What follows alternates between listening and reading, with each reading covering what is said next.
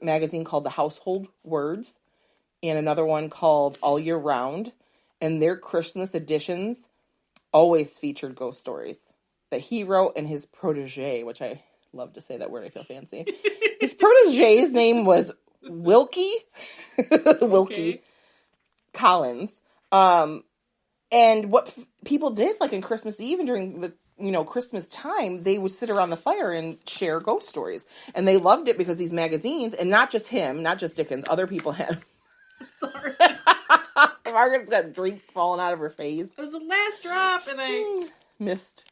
You didn't make it in my mouth. So like people were like would share their own little ghost stories they made up around the fire, but it became a big deal. Like people loved it.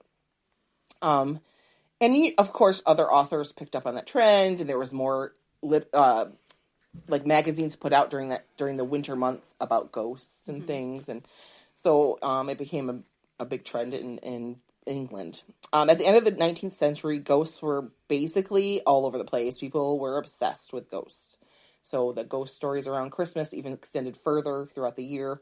But the invention of photography really helped with the ghost stories because people would manipulate light and the cameras and stuff to try to say they captured a ghost. So they added to the whole excitement of it. Exposure, because you hang a sheet and you take a picture real quick, and then you don't advance the film, and then you have somebody stand there, and then you take a picture, and it looks like there's a ghost. And just like the whole press fairies book that we have, the girls that did the fake fairy pictures. I love that. So cool. And you should read about that. That's a really cool thing. Lady Coddington's Book of Press Fairies by Brian Froud. I have It's an amazing little book. It is. It's really cool. A true story. It is. About these girls that faked seeing fairies and took pictures of them. But they could manipulate the photography, which was pretty cool. Mm-hmm. So having that technology then really boosts that whole ghost stuff. People were fascinated. There's a movie about that. What was the movie? Oh, there was. You're right. I'm trying to think. But the movie didn't make it as a fake. No, it made it as real. Yeah. What was that movie?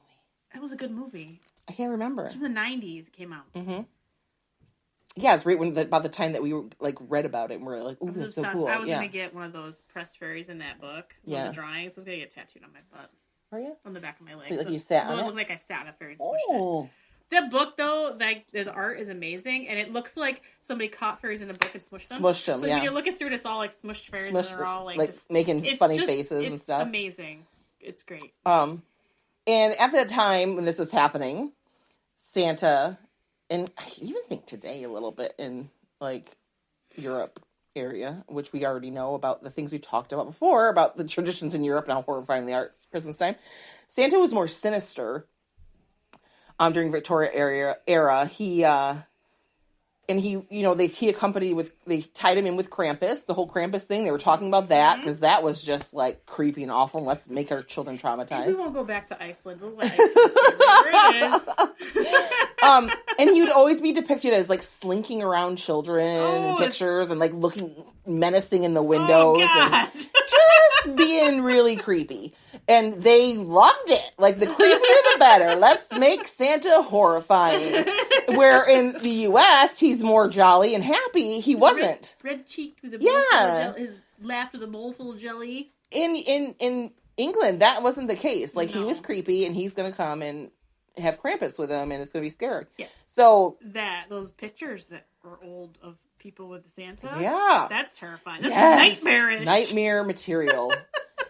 Another thing that was big during this time that they became obsessed with in Victorian time was using these morbid Christmas cards. They wouldn't send our greeting cards now are not what they would send. They wanted their cards to serve as a shocking conversation starter, and it was very influenced by the ghost stories and folklore of England, English folklore.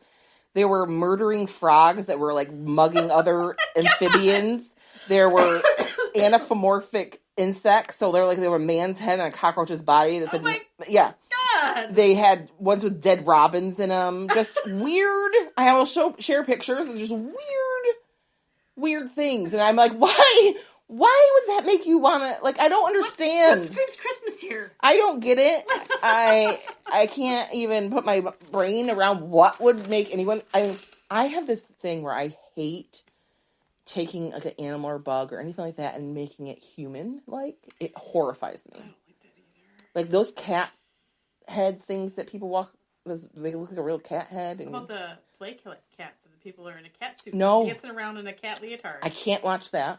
No, ever. First of all, who thought of that? Horrible. Horrible. You're evil, because your brain should never think about that.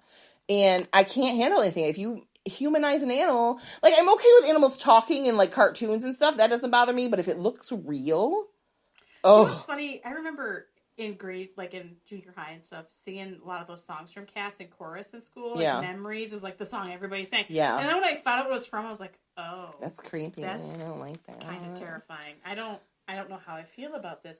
But we sang a lot of songs from that play. Right. Well, it was big then. And you're like, wow. I mean, in the 90s, that was huge. Cats was... In the 80s. Yeah. It was the 80s and the 90s. Yeah. And I'm like, the 90s was all about Phantom of the Opera.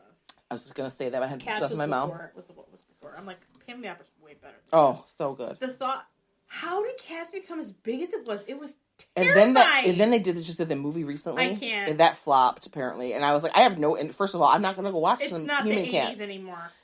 Horrifying. Yeah. And they had big name people in it who can really perform, and it still flopped. So that tells you, Cats, there's nothing good there. No redeemable things. Don't bring it back to Broadway. Let's not bring that back. Let's pretend it never happened. Let's move forward.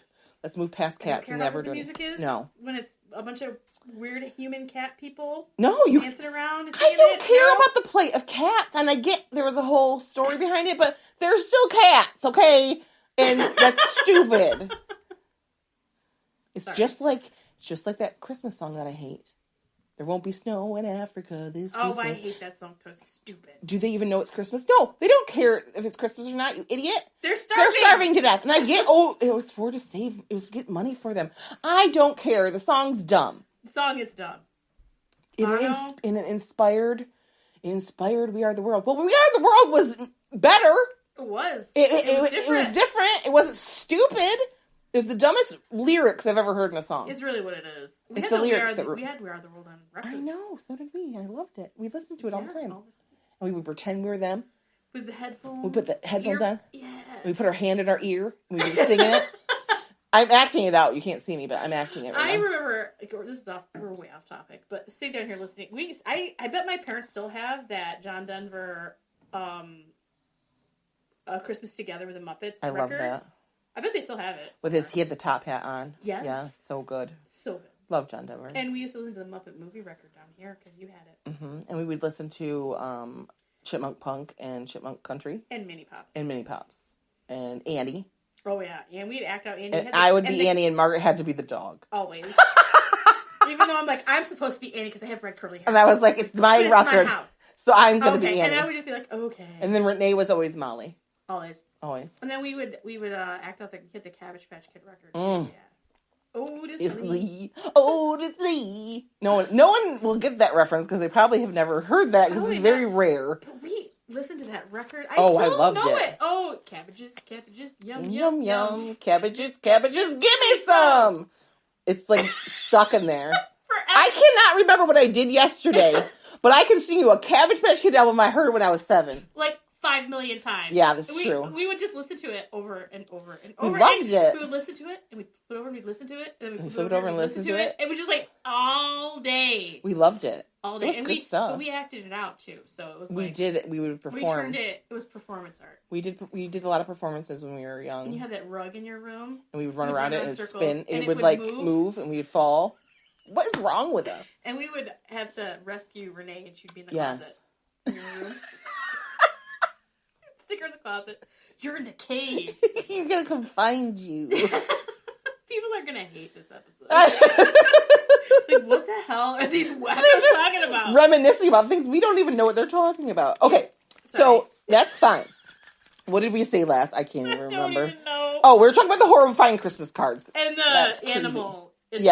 Insect animals. Gross. So in 1865, Dickens stopped publishing any kind of ghost stories for Christmas and anything. He stopped all of it, and he felt like he murdered Christmas years before. With a Christmas Carol, but it's so good. Yeah, he felt like he made it morbid, probably because they started putting out creepy ass Christmas cards. It's those Christmas cards that aren't Christmassy. Yeah, he said that he felt the ghosts of Christmas perpetually haunted him, and he had to stop. Like, he really felt like he was tormented by it. Which is sad, because A Christmas Carol is amazing. And, you know, the reason behind The Christmas Carol, he went and saw the horrible conditions of children working in factories, and he did himself, and he was trying to show, it was teaching a lesson, was what it was supposed to do. We're doing this and it's wrong. Yes, he was showing that we need to change, and it was actually important. And his stories all had, any story he did had a heart and a sentiment, and there was a reason for it. It had a social story. And it really is, it's like all of these rich people in England, classists, you know, like, oh, we're in the upper class, we're in the upper 10. Yeah, we're better than everyone else. You know, yeah. Upper 10,000. And, like, they had a totally different life than regular working people, and it's like, and they had no idea, because he was really popular, wasn't he? Yeah. And it's like, people, maybe they would read this and realize, maybe your maid that you're paying shillings, like, you're getting pennies a month, maybe you should give her more, because she's probably, if she's living in house, she's probably sending that money to her family. Yeah. So I mean, it's just. And that was, and all his ghost stories that he wrote around Christmas time were a lesson to learn. Like, be more generous. He came here, this area, didn't he? Spend time in, like, Canada and stuff? Could have. Because I think Merrickville, they had that, I don't think they do it anymore, which makes me really sad. But they used to, when we used to go there, they advertised that the Gads Hill place that we used to go.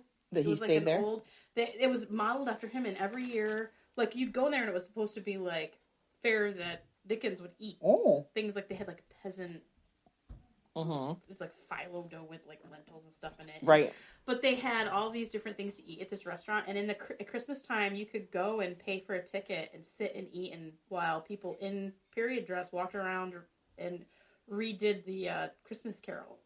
Like, you know where they do that right now? Down in, it's down past Syracuse. They just did it, I think, last weekend. Yeah. They do that. I can't remember the name of the place. I would love.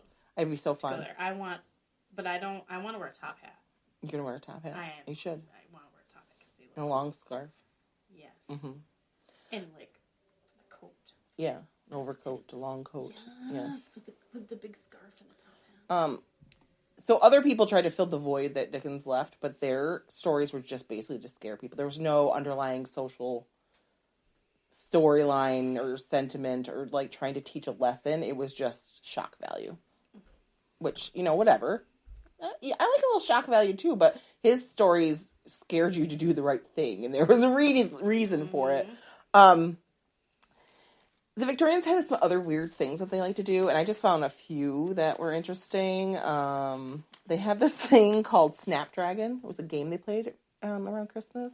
I think I've heard of this. And they fill a bowl full of fruit, and they douse it with alcohol and light it on fire, and you have to try to reach in and get some of the goodies off the plate without catching yourself on fire. I read about that, actually. Yeah. And then they would eat really gross stuff, like you said, like Victorian era gross things. And they had, like, you know, turkey or goose was a big thing to eat at Christmas time. But they'd make some kind of turtle soup. They'd stew rockfish. There's something called fermenty, and I forgot to look up what it was, but this doesn't sound good. This thing called, this is gross, turkey galantine. It's stuffed, boiled, and gelatinized cold confection with turkey. Like, why? Why are we doing They were that? big into aspic back then, too. It was like they used gelatin. Gelatin. It's like Jell-O mold, kind of. They used, like, gelatin. Like, think about the 50s and everything was in gelatin, like aspic, salmon. They put salmon, and they put, like, potted meat in Jell-O. And tuna fish and gross. I'm gonna die. Like Jell-O. They throw everything in Jell-O. But back then, it wasn't like Jell-O. It was gelatin. So it wasn't, like, bland. There was no flavor to it. You mix it with broth, so it would be like that texture. Take on that. But it would be savory. And it would be like having lard and fat just chewing up. That's it. You do yourself a favor. Go to, like, the late 50s, early 60s cookbooks and look at the disgusting food people ate in the United States. Aspic is the grossest thing ever. It's so gross. The cocktail food, the party food, everything was in some kind of mold. And there was, like, hot dogs in it. It would be like orange Jell-O. With hot dogs. Celery chopped up. Yes. And ham and mayonnaise. They would put mayonnaise with their Jell-O. Yes. They'd put mayonnaise with the weirdest shit. And you're like, what are you doing? A Miracle Whip, which is even... Ugh. No. Why did they do that? With orange Jell-O. Yeah, so disgusting. Don't do that. I'm glad that kind of went away because that's nasty. I'm thrilled that went away. Not kind of. I'm thrilled. It's like, no, I don't want to see that. Now the